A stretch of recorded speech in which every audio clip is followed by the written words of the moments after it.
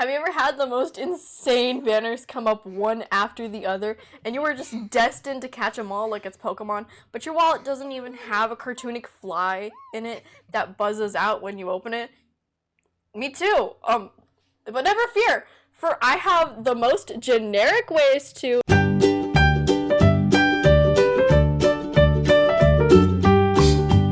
The spot everyone depends on for their primos, the event tab. Most events will give you like 85% of the Primogems they offer unless it's something so utterly difficult only the sweatiest of the whales can obtain it. You don't even have to meet all the requirements. Personally, I just do it for the primos. Like, I got all that just for fishing. This is kind of in the event tab, but character trials are the simplest way you can get Primogems. Though it's not a lot, it's still enough. Unfortunately, it's only the 5 stars that give you Primogems. However, I recommend doing all the trials because it'll give you some good materials for Ascension. I cannot stress this enough. Exploration grants you a ton of Primogems in the long run, especially if it's in a location that is absolutely 0%. Though I can't talk, I spend more time looking at my hopeless builds than exploring. But I have a friend who is genuinely determined to 100% the entire map, and they somehow managed to get each character they want, and their signature if they feel like it. It is baffling. Genuinely, how can someone do that? Ah, the teapot, abandoned every other week for a month. Though I aspire to be those who create builds that have better details than Bloxburg in its prime, I only use it for Primogems and friendship. You can build trust ranks up to 10, which grant you a good amount of primos. You increase the rank by crafting items you haven't crafted before. Some can give you more trust rank points and some can give you less. I'm already at 10, so now I hand it over to character builds. In the shop, you can buy these blueprints for specific characters. When you get all the items for it, place it down next to the character and speak to them in the order according to the map. You can get 20 Primogems per character. I recommend you only create builds that have a majority of your characters on it first.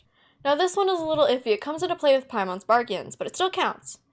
When you level your characters to 20, 50, 70, and 90, you get a standard wish as a reward. In turn, you can wish on the standard banner and obtain star glitter or star dust to possibly get yourself an intertwined fate. If you've seen enough of these videos, it's easy to know that commissions is the daily way to get your Primogems.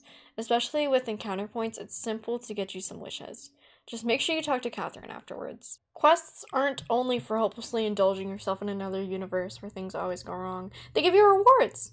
Especially Archon quests. Archon quests directly give intertwined fates through the Adventurer's Handbook. Note that some world quests don't give Primogems. Petition to make all world quests give you primos? One older, one newer.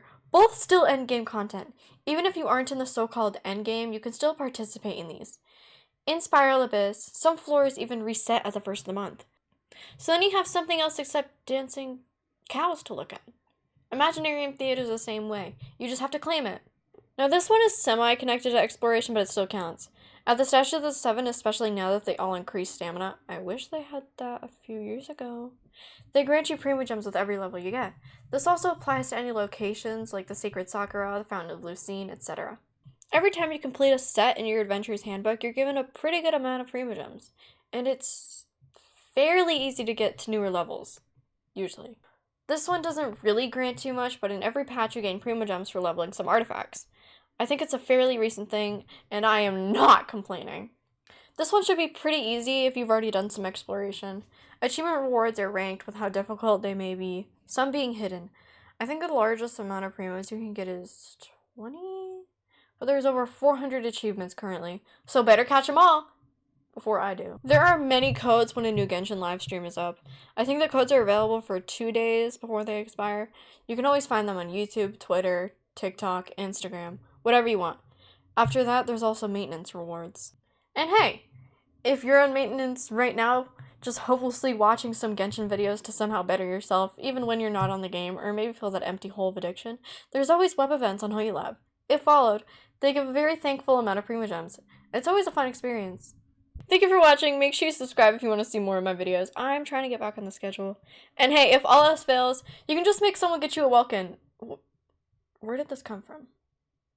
This means I'm still free to play, right? Right? Right? It still means I'm